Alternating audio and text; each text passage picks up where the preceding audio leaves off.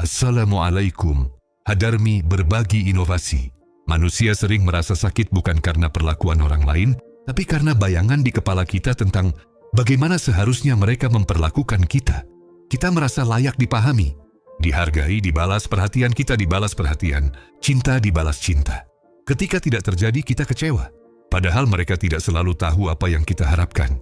Agar lebih mudah dicerna, bayangkan seperti ini. Kamu memberi seseorang sebotol air. Tanpa kamu sadari, kamu juga diam-diam berharap dia akan memberimu sebotol air ketika kamu haus. Suatu hari kamu haus dan menunggu dia datang membawakan air. Ternyata dia tidak datang. Lalu kamu marah, kecewa, merasa tidak dihargai. Kamu lupa satu hal. Dia tidak pernah janji akan membawakan air. Harapan itu cuma ada di kepalamu. Disitulah letak lelahnya. Bukan pada kenyataan tapi pada harapan yang kita buat sendiri. Mari kita uraikan lebih dalam.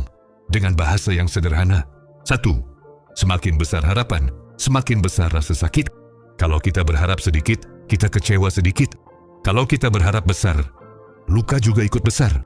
Harapan itu seperti beban yang kita letakkan di pundak orang lain.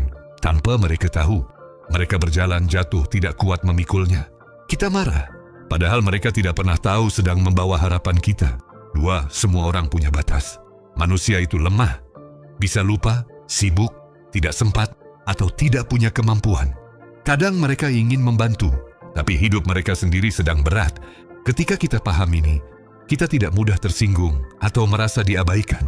Kita sadar, setiap orang sedang berjuang. 3. Mengurangi harapan bukan berarti berhenti sayang.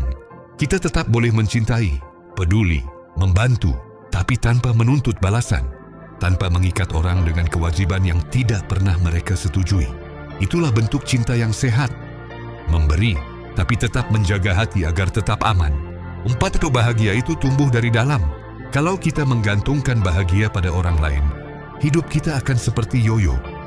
Naik kalau diberi perhatian, turun kalau diabaikan. Tapi kalau sumber bahagia ada di dalam diri, dari rasa cukup, bersyukur dan tenang, kita tidak mudah goyah. Orang bersikap baik, kita senang. Orang tidak sempat, kita tetap tenang. 5. Ketika kita berhenti menuntut, hidup malah sering memberi kejutan baik. Saat kita tidak menaruh harapan tinggi, hati jadi lebih ringan. Kita bisa menikmati hal kecil, senyum orang, pesan singkat, perhatian sederhana, yang dulu terasa biasa, sekarang terasa berarti, karena kita tidak menuntut yang berlebihan. Lalu muncul pertanyaan penting, kalau selama ini yang kamu kejar adalah perhatian, pengertian, dan balasan dari manusia, apa benar itu yang kamu butuhkan? Atau kamu sebenarnya sedang ingin merasa cukup dan damai di dalam